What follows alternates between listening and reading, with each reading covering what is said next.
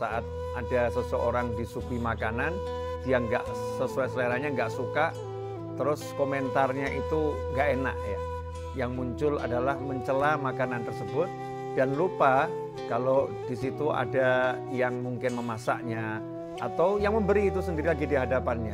Tentu itu melukai hati. Dalam hadis Sahih Bukhari disebutkan bahwasannya Nabi Muhammad sallallahu alaihi wasallam ma'aban Nabi sallallahu alaihi wasallam ta'aman qat in ishtahahu akalah wa illa tarakah. Nabi Muhammad sallallahu alaihi wasallam tidak pernah sekalipun sepanjang hidupnya mencela makanan. Yang enggak pernah mencela makanan. Kalau Rasulullah SAW suka, beliau makan.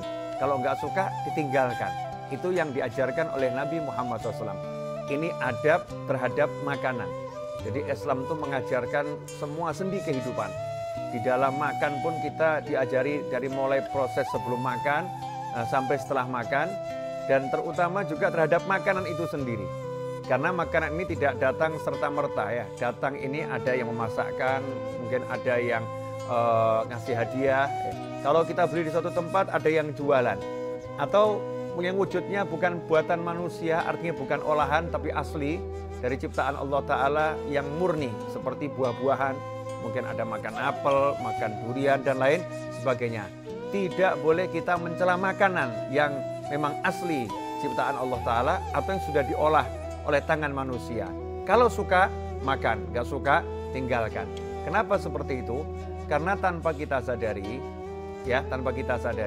mencela makanan itu punya akibat buruk dua. Yang pertama, yang memasak akan terluka hatinya. Yang memasak akan terluka hatinya. Dan itu melukai saudara kita yang sudah berbuat baik kepada kita. Kalau itu istri yang masak, maka istri akan terluka. Kalau itu pembantu yang masak, maka pembantu akan terluka. Kemudian yang kedua adalah orang lain di sekitar kita. Bisa jadi kita nggak suka, tapi yang di sekitar kita itu suka. Tapi karena udah terlanjur kita cela makanan tersebut, kita komentar yang nggak baik, mungkin seleranya akan turun. Sehingga kita merusak selera makan orang lain. Ya, kita merusak selera makan orang lain. Lihatlah betapa detil ajaran Nabi Muhammad SAW. Mungkin muncul pertanyaan berikutnya. Bagaimana kalau ini dalam proses belajar memasak atau mungkin masakan pembantu, ya masakan yang di rumah kurang enak, kita pengen mengomentari. Jadi kita nggak boleh mencela makanan tuh dalam wujud seperti ini. Misal, wah asinnya ya, Masya Allah asin banget nih makanannya nih.